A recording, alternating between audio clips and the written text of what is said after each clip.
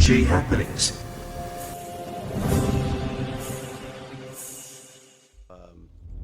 The Chief Justice, after the public prosecutor made a determination. Secondly, we will be addressing the issue of the Department of National Planning and Monitoring being subsumed into the National Monitoring and Coordination Authority. So to begin with, we will address the issue of the Ombudsman Commission, further referral of the Chief Justice. This will be to my right, flanked by Senior Statesman the Honourable Karen Gakua, the member for Sinisina Yangon. And to my left, we have the Deputy Opposition Leader, the Honourable Karen Gakua. Will start with the Ombudsman Commission referral of the Chief Justice. Leader, and good afternoon, everyone. The issue starting on the Ombudsman Commission and the Chief Justice is unprecedented in its nature.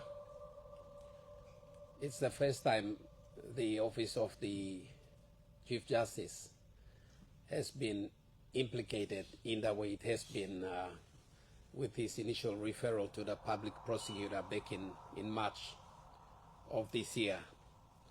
At the time the Parliament was sitting, and we in the opposition noticed the referral of the Chief Justice by the Ombudsman Commission to the public prosecutor. However, we refrained during the parliamentary sitting in March from asking the Attorney General for some explanation as to what is going on, because of two main reasons. Number one, we respected the independence of the Office of the Ombudsman Commission in its constitutional duties and functions, including the decision it took to refer the Chief Justice to the public prosecutor. And secondly, because we also respected the integrity of the judiciary. So we refrained in March during the parliamentary sittings from making any comments, even though I must emphasize it was already a very important public interest matter. We refrained from commenting, either asking questions or debating the issue on the floor of Parliament, or even holding press conferences when it first arose in March. However, recently the public prosecutor has announced her decision on the matter, a decision which I would describe as a merit-based decision, because she evaluated the evidence and in her professional judgment came to the conclusion she did, and elected to decline to refer the Chief Justice to the Leadership Tribunal. Consequent upon that, the Chief Justice, the Ombudsman Commission, then opted to use other procedures to maybe describe it as a second shot at the Chief Justice, to refer him to the National Executive Council to have the National Executive Council review the evidence that was rejected by the public prosecutor, and hopefully make another decision to establish if there was merits in the evidence that was assembled and given to the NEC, then perhaps the NEC would hopefully make a decision to have another independent tribunal established to try the Chief Justice on those allegations. Now, what we want to make clear now is that those are constitutional processes. The Ombudsman Commission, who I've always complained about in the past for lack of action, has decided to take a number of actions recently, including the one against the Chief Justice at the moment. What differentiates the Office of the Chief Justice from every other leader is the fact that the judiciary plays a very, very important role in holding the democracy of this country together since 1975. And we credit our survival as a vibrant democratic nation to the functionality of the judiciary and the integrity that has been attached to the judiciary over those 50 plus years that we have been here as an independent nation. So when we see things like this, where the leader of the judiciary is being referred in a very public way for prosecution for alleged offenses, it does become a matter of concern to us, not because we disagree with the merits, but because it is going to affect the integrity of the institution, the judiciary. And we in this country, we depend to a large degree on the integrity of the judiciary to hold this country together. And that has been done, given us our survival and sustainability for 50 plus years now. We're grateful for that, for the role that the judiciary has played. So what we're seeing here and we're living through now is unprecedented before. And what can we say? There's limited we can say because these are constitutional processes. The Ombudsman Commission is an independent organization, and how it performs its duties and functions must not be the subject of too much public debate and commentary. So we're going to make some very limited comments about this, and many of my colleagues also will refrain from making so many comments as we usually want to do on any other public interest issue. We're not going to do that in this space because of the need to make sure that we don't scandalize in the process of trying to debate and scandalize the officers, the leaders, and the institutions they represent. All that we want to say at the moment is we recognize also that the procedure for dealing with a Chief Justice, according to the Constitution, according to the organic law on the duties and responsibilities of leadership, is treated as a separate type of leader. And the procedures as to how you deal with the Chief Justice in questions of allegation of misconduct and in office is processed through a separate procedure, as distinguished from normal leaders like ourselves, departmental heads, people who are defined as leaders under the leadership code. What we want to do is to ask the Ombudsman Commission to be wary of the procedures and to apply the correct procedures because the Chief Justice is like everyone else in one respect. We are all entitled to the protection of the law. The laws include procedural laws and substantive laws. So here, as to what the Ombudsman Commission chooses to do in terms of procedure, they must also realize that the Chief Justice on the other side has a right to fair treatment according to the properly established procedures. So in this situation here, it's not entirely clear about what sort of procedures the Chief Ombudsman, the Ombudsman Commission can adopt when trying to refer a Chief Justice of this country for processing before a leadership tribunal.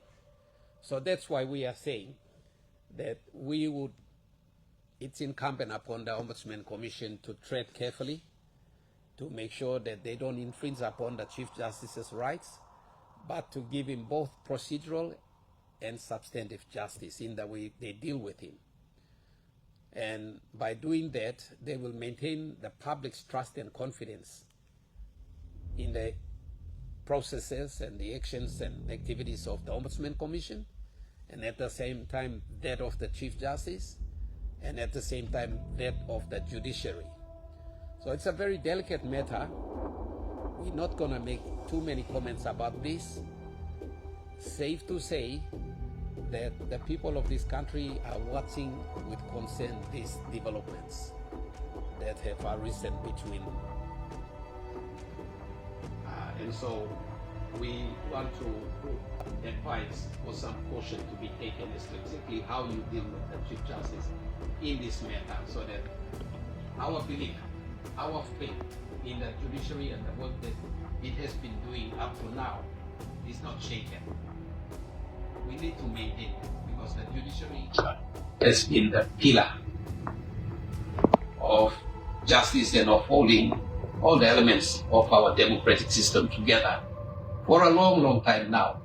So we as leaders, for the time being, and citizens, we have a continuing obligation to make sure we help not only the Ombudsman Commission in its procedures, but also in protecting the integrity and the dignity of the judges, including the Chief Justice, and that of the judiciary at large. So that's all I can say. Now, as to how not the judiciary, not the Ombudsman Commission, but the government of the day handles questions of accountability and how all of this may have had an influence on the way this particular matter is tracking is a separate issue. And that we are free to comment, and we will. And our leaders, including our opposition leader and the deputy opposition leader here, are here, and they'll make whatever comment they feel is unnecessary. So that's the limited comment I will make. But this is a watching brief. This development is an important development in this country, and we maintain our observation status as this matter progresses. Thank you.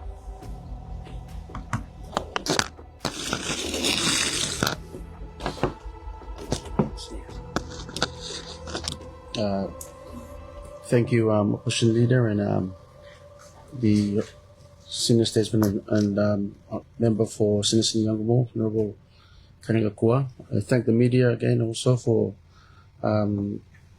giving us this audience. As the opposition, we have a duty to the Constitution and the duty to our people of Papua New Guinea to express matters of national interest.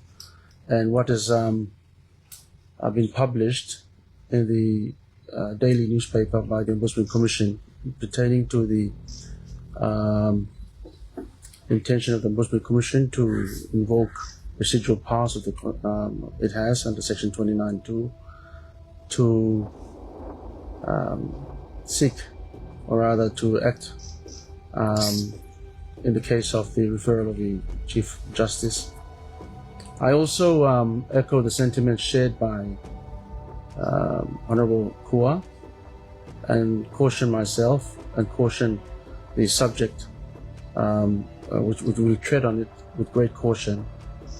But there are some salient points that I think warrant a commentary or warrant a statement, and that is, the Office of the Public Prosecutor under the Constitution is an independent authority tasked with the duty to carry out prosecutions, amongst other things. Now, what has transpired is that the powers that are referred to in that notice are such that where the public prosecutor fails to act, or there is gross negligence on the part of the public prosecutor and therefore capitulates on a referral, then that residual power is invoked. In this instance, what is clear from the letter dated 8th of May, I believe, is that the acting public prosecutor has in fact acted and exhausted that constitutional duty. There seems to be a misconception or misunderstanding that the residual powers are available for what seems like an appeal, but there cannot be an appeal.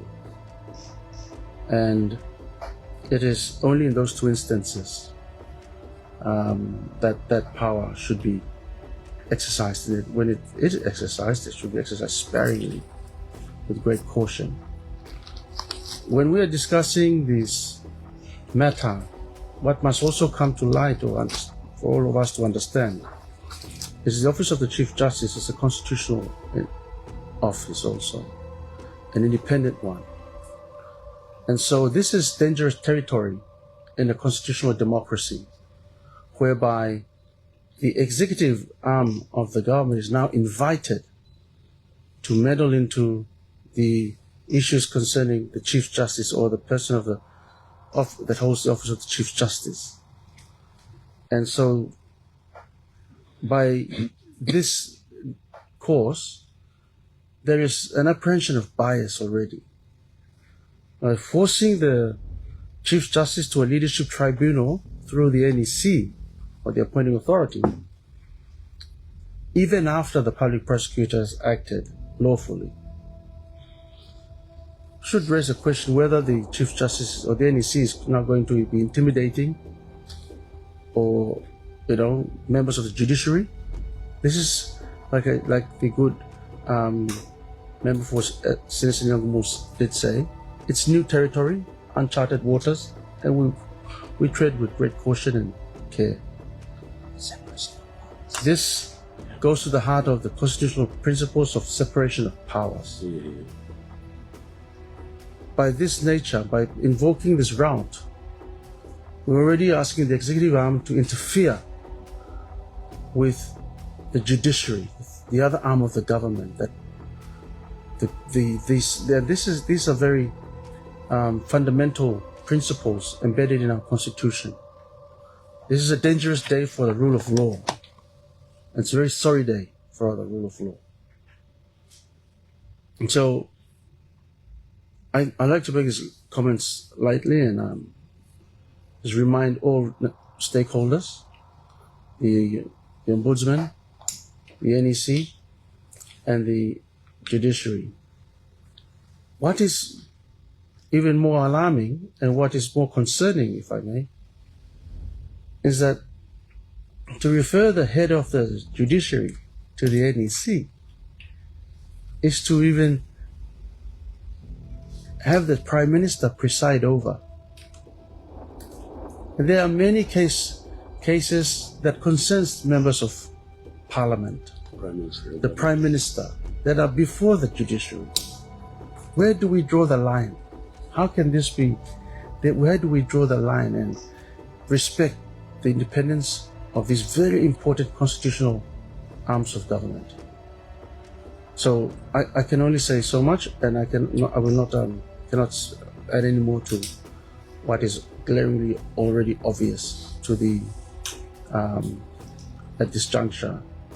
But it is, like I said, it's dangerous territory and never been charted before. And so these are the greatest risks that the Constitution of our country faces in this instance. Not to be politicized either. So thank you very much. Thank you.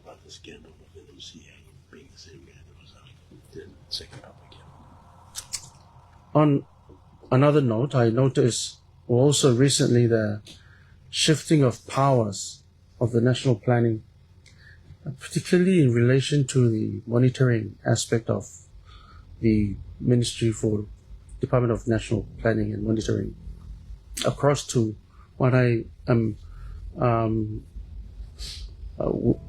known as the National Monitoring and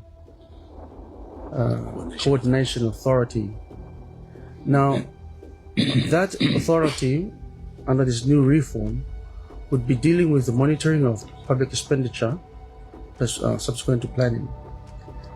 But what baffles me most is that one of the biggest programs that has been scandalous under this government has been the Connect PNG program. Now, the person heading the NMCA was one of the same secretary who implemented integrally the Connect PNG program. So how can the gatekeeper or the person in the gate be standing outside the gate with the keys again to monitor their own actions? That should be a matter for concern. What is going on? What is the utilities of the independence of even that monitoring? the watchdog being the person watched. I think I should everyone should ask these questions. Where are we heading as a country? What is the administration or the executive arm doing? These reforms, whilst they may be welcome, perhaps we should again tread with great caution. We also have an administrative audit report that is still outstanding. When will this report be tabled or brought to the fore for the Connect PNG program? It's now almost over a year. Still nothing has been commented or said about it. So it'll be interesting to see how these various interventions culminate to. Thank you.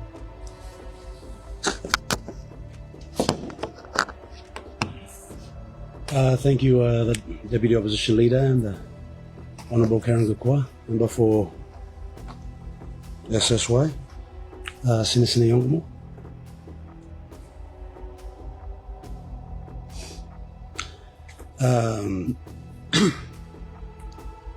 Well, just to add on to the issue of the Department of National Planning and Monitoring being subsumed into the National Monitoring and Coordination Authority, NMCA, this raises a lot of serious questions, specifically because the Department of National Planning and Monitoring is there because of legislation enacted on the floor of Parliament. It has legal mandate for its existence. NMCA is just a product of a policy decision, and it's a division within the Prime Minister's department.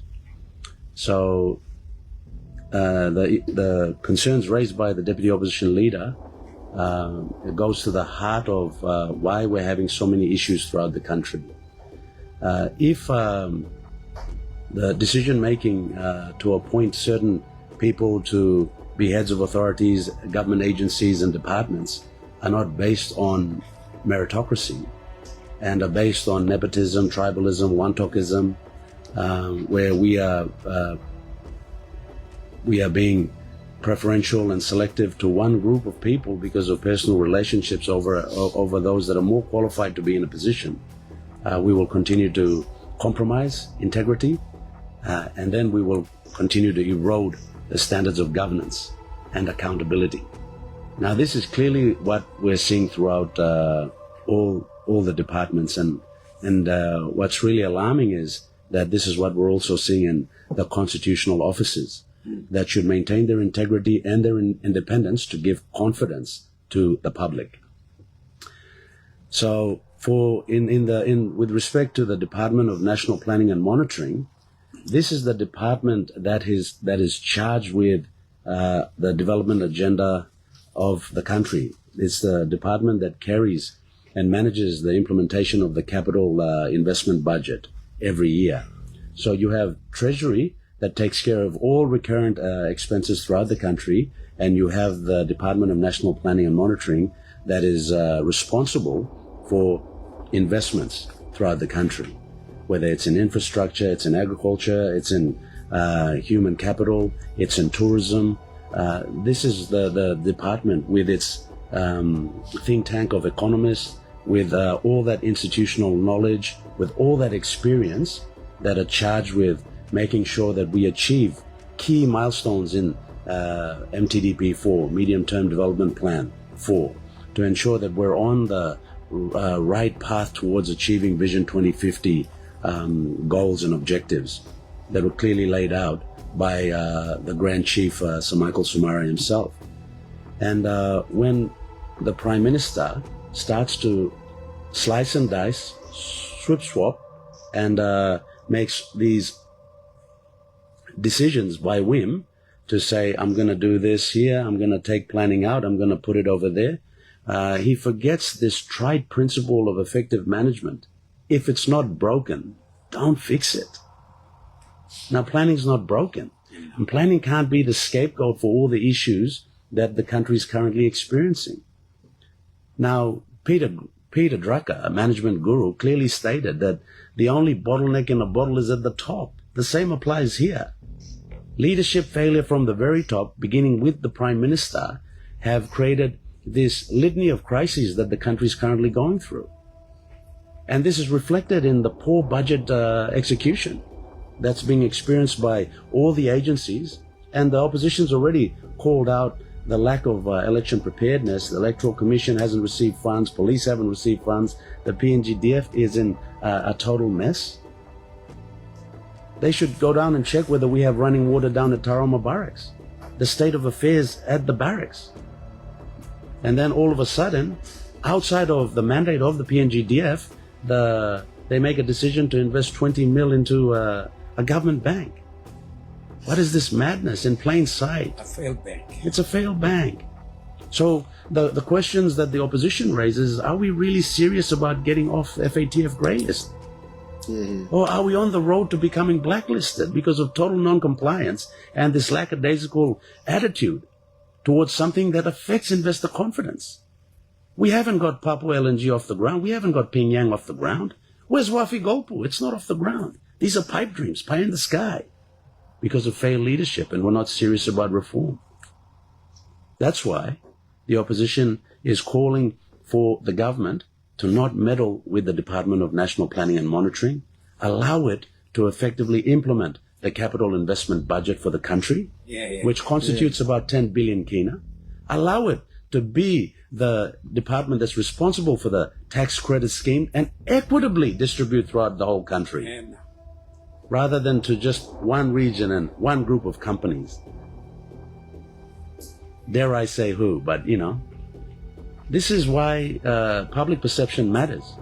And coming back to something that is so sensitive, as alluded to the Honourable Karen Gakua and Deputy Opposition Leader, is the issue of the Ombudsman Commission and its second referral just of the Chief Justice. We've got to tread very, very carefully. These are very, very sensitive issues. The public prosecutor, in the public interest, has made a decision and determination that there was no case for the Chief Justice to be answered to. So he's already faced the public prosecutor. So the Ombudsman Commission should also be very, very cognizant of public perception and how it looks when just in a matter of hours he releases a press statement to say that this is what we're going to do. The NEC and all the ministers in the NEC can concur with this statement. You are in absolutely no position to make any decision about what happens to the Chief Justice. So we've got to just stop this erosion of accountability and maintain the separation of power, respect the judiciary. And the opposition has already called on the public prosecutor to immediately take this matter to court and then confirm whether the Ombudsman Commission really does have the power to review what the public prosecutor has already done. Otherwise, we'll be going around in circles.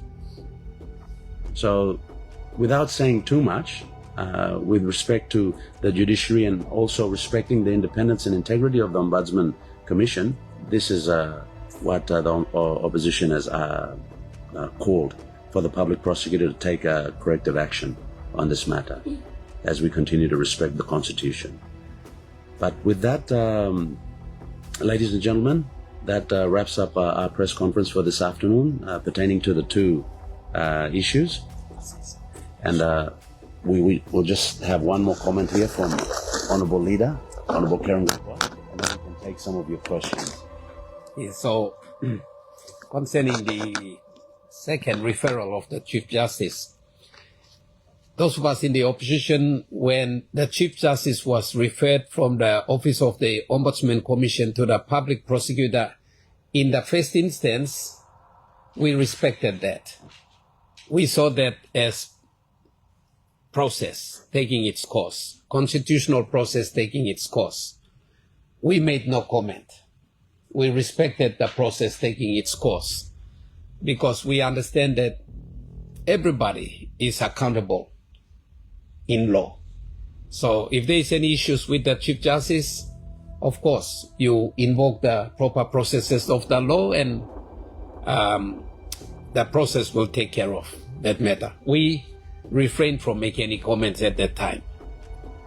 However, now we are coming out now because they've referred him, they're taking a second shot at referring him. Yeah. This is where we feel that we must now express some degree of concern about the legitimacy of this second referral. Is this the right thing to do by procedural law? Because the Chief Justice, like everybody else, as I said earlier, is entitled to the protection of the law. So is this second shot at him a correct procedure to take? When in the circumstances where the public prosecutor has acted speedily on the first referral, she hasn't delayed it, she hasn't procrastinated, she has reviewed the evidence, and she has made a decision based on merits. So what the public prosecutor has said is a professional judgment that's been made. Yeah. Now, in those circumstances, the question arises as to whether there is any so-called reserve power in the hands of the Ombudsman to subject the Chief Justice through another process again. Question is, the procedure that they are now resorting to for the second time, was that available in the first instance? And were they both available at the same time? Should the referral be to the public prosecutor or to the NEC? And the Ombudsman Commission had to make an election, because once an election is made, you got to accept that decision that's been made, and that's the end of the matter. So these are legitimate questions that have arisen, and this is not the last time that we will have a Chief Justice in this country. We're going to have many, many more Chief Justices coming up in the future. How are they going to be treated? How we treat this Chief Justice now will have an impact on future Chief Justices, whether it's going to vouch for their independence of duties and functions. Those are the questions. So we have to raise some of those hard questions now. Without dwelling too much into details, we need to ask whether the current Chief Justice is being treated fairly under procedural laws of this country. Constitutional procedural laws of this country, not the substantive, but the procedures.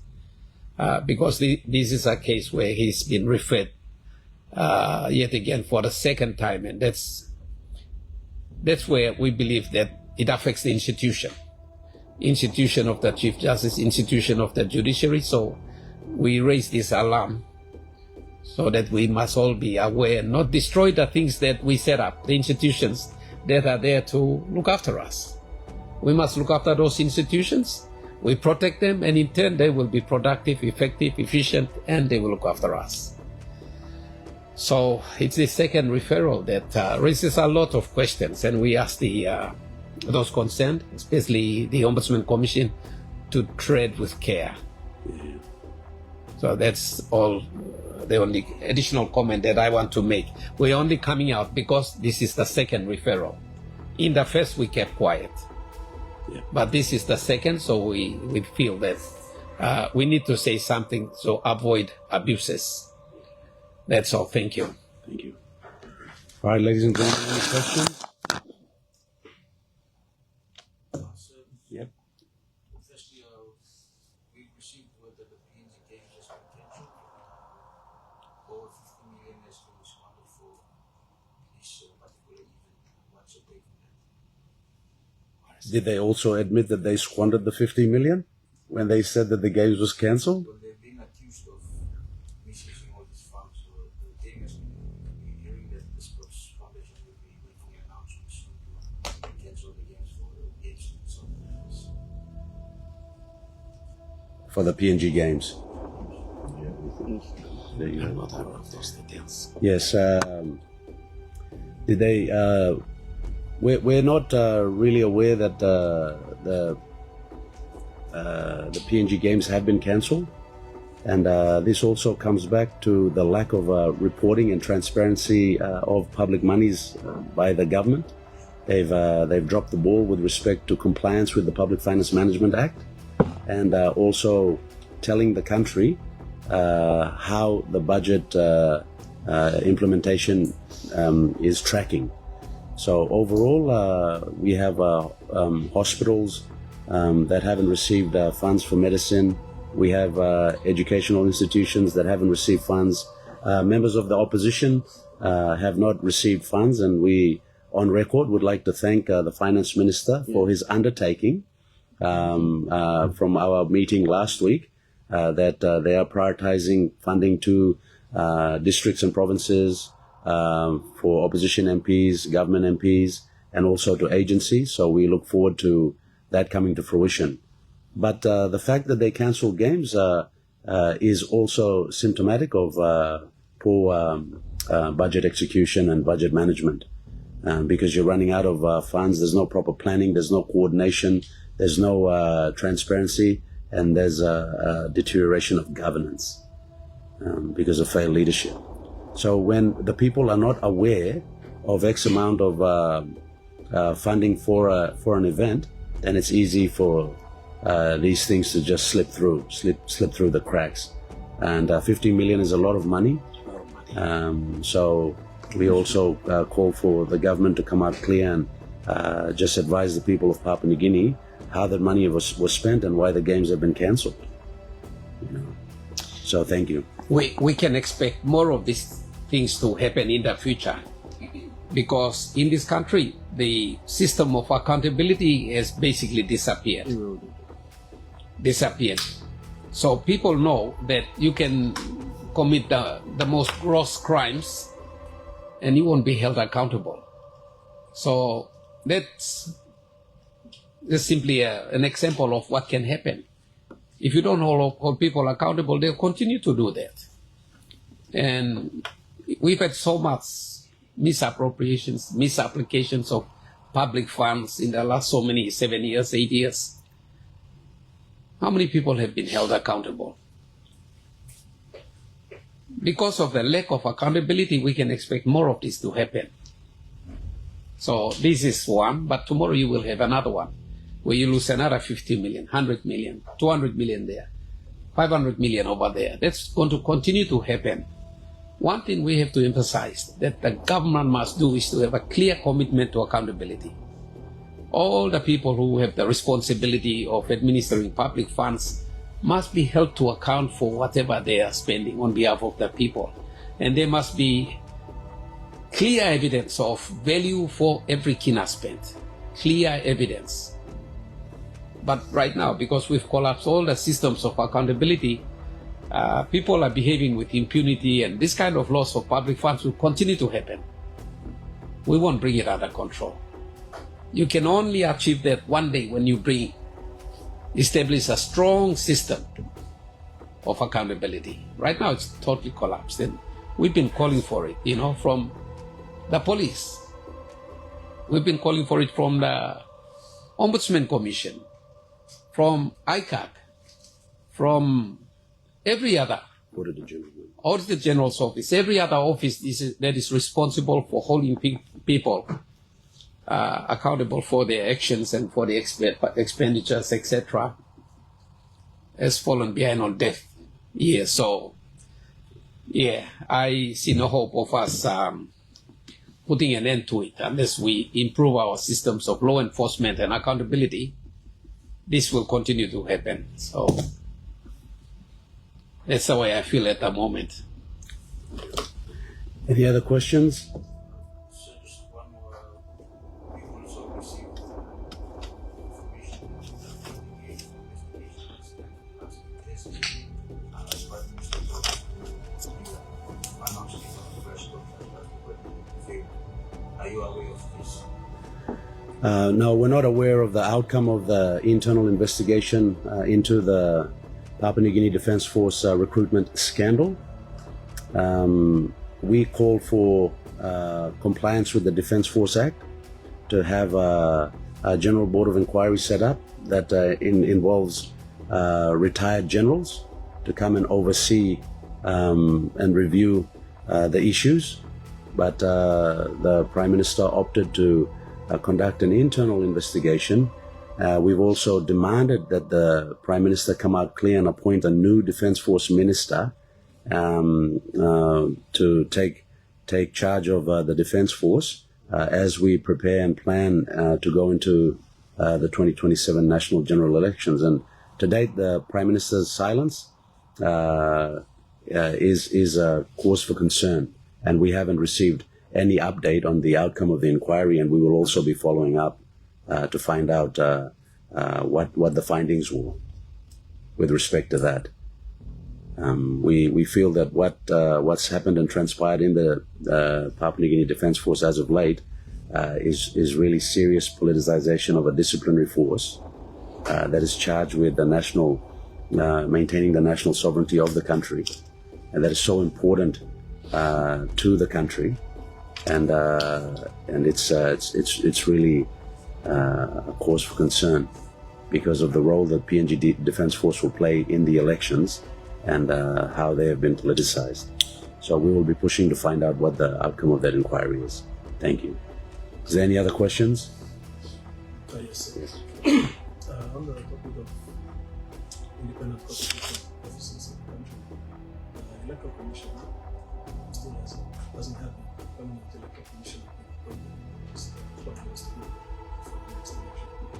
As per the electoral national committee of governments, the opposition leader and deputy opposition leader, you guys are also part of the appointing committee. Has the Prime Minister, as the chair of the committee, confirmed it to appoint the new electoral commission? We're still waiting for that meeting, but it hasn't happened yet. So we will also be following up this week to speed up that meeting, so a permanent electoral commissioner can be appointed to start to plan and prepare for the national general elections in 2027. So yes. Any other questions from anybody? That's it? All right. Thank you very much for your time. Thank you. Thank you. Keep through. Please, there's some...